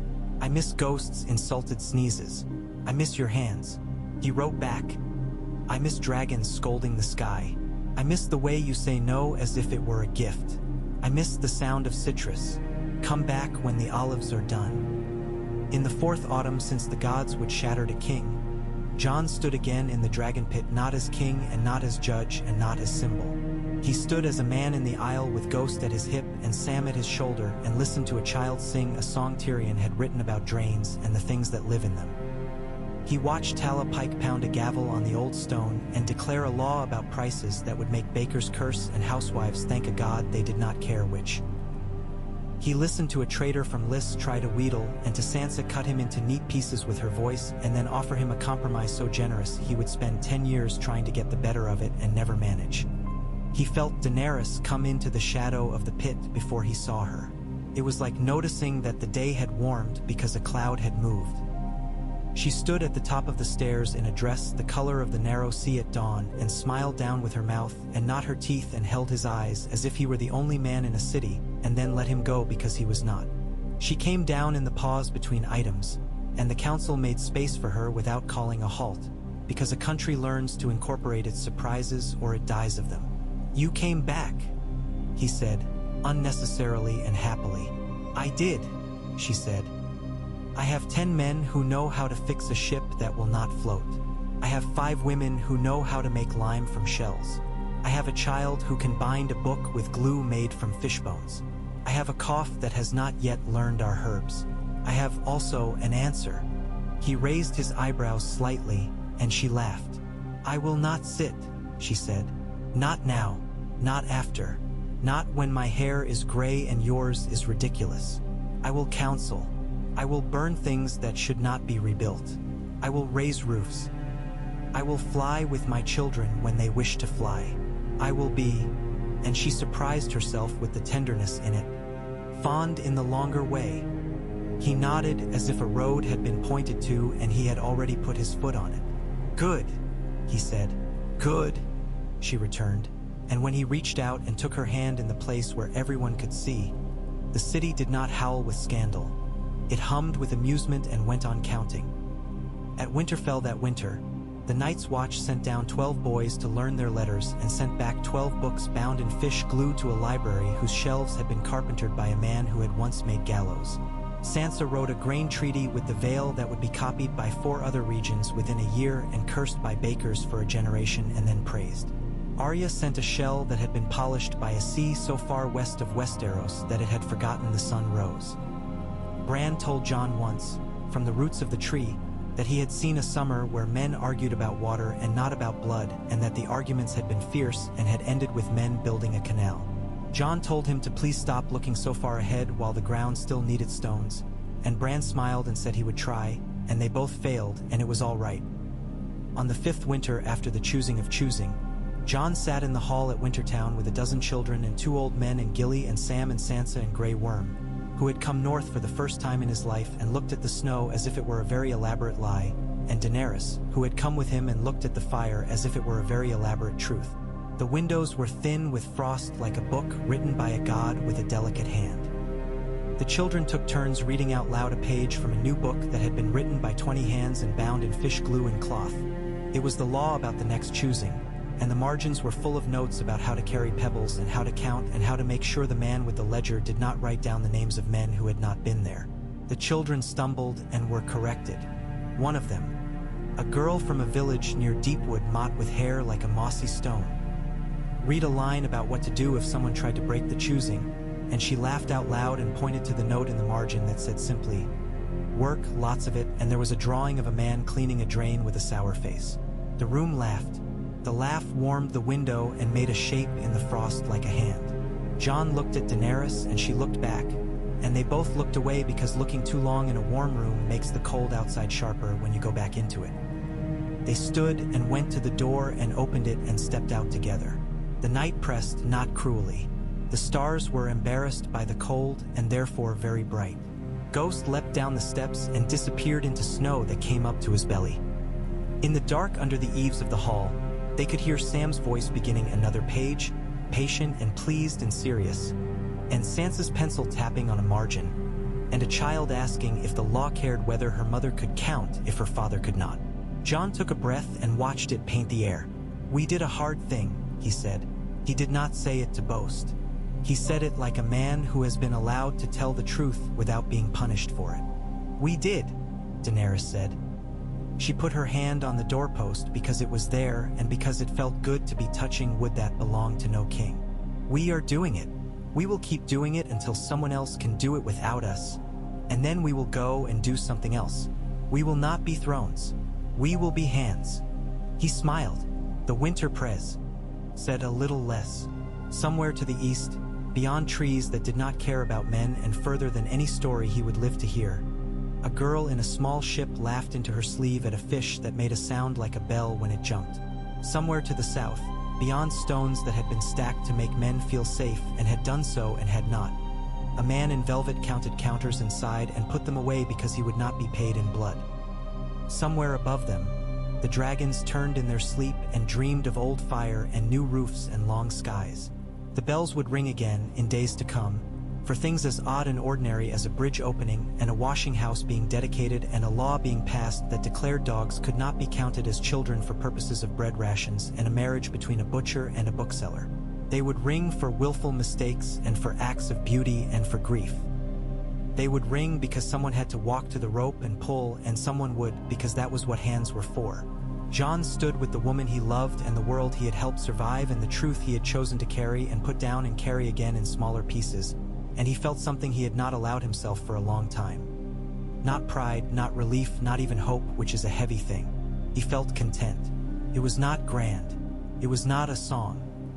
It was a warmth in his ribs that matched the warmth in the hall, and he held it and did not apologize. Snow fell. It would melt. It would come again. Men would choose. They would lie and be caught and be forgiven and not. Wolves would guard doors. Dragons would remind men of the size of the sky. Children would read laws. Women would count. Banks would accept less. Songs would be bad and then better. A wall would not keep men out but would teach them what to look for when they were let in. A chair would not stab. Winter was not over, and it never would be, but the oldest part of it lay shattered under a white tree, and that was enough. And in the morning, Jon would put his hands on something that needed mending, and he would mend it, and if he could not mend it, he would hold it while someone else did, and then he would carry the mended thing to the place where it would be used, and then he would wash his hands and sleep and wake and do it again, which is all kings ever should have done and all men ever could.